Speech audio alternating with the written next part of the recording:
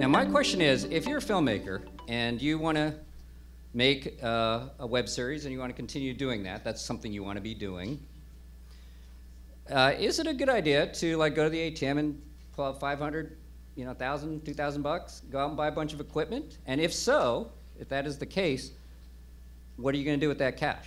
I think that buying or spending, if you only have a certain amount of money, I think spending it on buying equipment is not the best way to spend your money. I think there's plenty of people and resources in this town and plenty of people who have equipment, and renting equipment is a lot cheaper than purchasing. And maybe you try it one time and you don't want to do it again, right? Why would you invest in something like that? I think you should invest in making a good product, and it's better, to spend your money on things that end up on screen, and keeping people happy, like feeding people, might be a good way to spend that money. You think about the long hours that people put into being on set. If you are planning to be a DP, or if you're planning to be a sound person, or you're planning to be a gaffer, then you may want to look into purchasing those things, because you can then charge others to use that equipment by hiring you. Because like Allison says, a lot of the reasons DPs or sound people or lighting people get hired is because they come with their own equipment. Right. So and chances are when you find a is, DP, your DP will come with equipment. Right. So I think really it's whether you're coming at it from a producer's perspective or coming at it from a specific job perspective. So you hire the experts for a couple $100. Let's say you're doing a web series and just have them do it. They already went to film school, and there's a lot of, this town is overrun in a good way with technically sound people. So Kathy Reinking, who's talking right now, is a very well-known casting director. Her first web series she had as a director a DP with whom I've worked. Yeah, she gets paid as a DP, but then she directs. Right. I liked her work so much, I hired it. And she brought the most amazing team. So I let her, from film school. They're all like USC graduates. Right. Okay, so my next question would be, how do you go about finding these people? How did you guys find your technical team? And to some extent, yeah, it depends what kind of filmmaker you want to be. If you're going to be a one-man studio, you have to know more, obviously, and you'll save yourself money by doing that. But like mentioning bringing on people to your team, a lot of us did it through networking.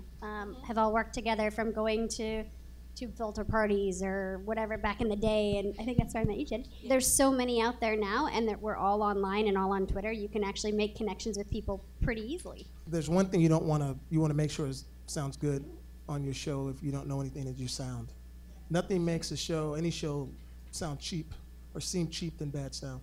It can even if it's not shot the best, you can play with that, but bad sound is really hard to fix and mask, and it has cheap, I don't know what the hell I'm doing written all over it when it doesn't come out right. Yeah.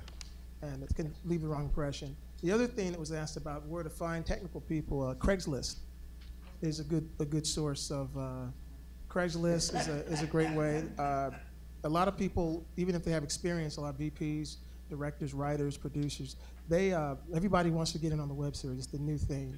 They may have a bunch of TV credits or film credits, they have no web series credits. So sometimes you can get a good sound person, a good DP, someone that's got a lot of experience, just because I think someone was saying earlier, what they're getting out of it, hey, I get to have a credit that I've done this cool thing. And they're not looking at it, they know it's like doing theater. No, it's not, they're not gonna get rich doing it. So, but there's a vast network out there of people looking to get into this. I have 2 series, and both of them are standalone. So I did a one-woman stage show called Slanted. And so the director of Slanted and I, her name is Christina Andolini, we adapted it to a web series, and we co-wrote a TV pilot. So that's how it started. It actually, the first episode started as a short, and we really didn't know what we were doing at all, and we had no mentors, we had no money, nothing, and we had lunch. What? That's right. We had lunch right about then when you were developing it. Oh, yeah. Did we? Yeah. I associate produced a film that actually Paula was in, so we go way back. So that's how it started, and then we just kept writing and kept putting more episodes up. So that's how Slanted And you started. simply uploaded it then to YouTube, right? YouTube and Funny or Die, yeah. Uh-huh. We didn't even, I mean, honestly, my partner came from a directing, producing background, videos and EPKs, and I was solely an actress and a writer, but we wanted to collaborate and put our projects up and get our friends in it, and so we kind of learned as we went. We actually offer a new media agreement to independent producers. There are no minimums in the contract, and what that means is there is no set bottom level of compensation that you have to pay your performers. Everything is negotiable. If you don't have a budget, you can use this agreement and use our performers. We also cover things like House of Cards. So anything from $0 to multi-million-dollar budgets we can cover. And the new media agreement is 4 pages long. It's really simple. There aren't a lot of requirements that you really need to know, other than if you pay your performers, you have to pay in their P&H plan. But again, everything is negotiable. And one point I wanted to make earlier was you guys mentioned that you thought that performers should never work for free. In fact, you cannot work for free. As SAG-AFTRA members, on a new media production, the producers can defer your pay. They have to defer at least minimum wage. So never leave a set without a contract that says you're getting paid something or it's all getting deferred, because you have to get paid something or have the expectation that you're going to get paid.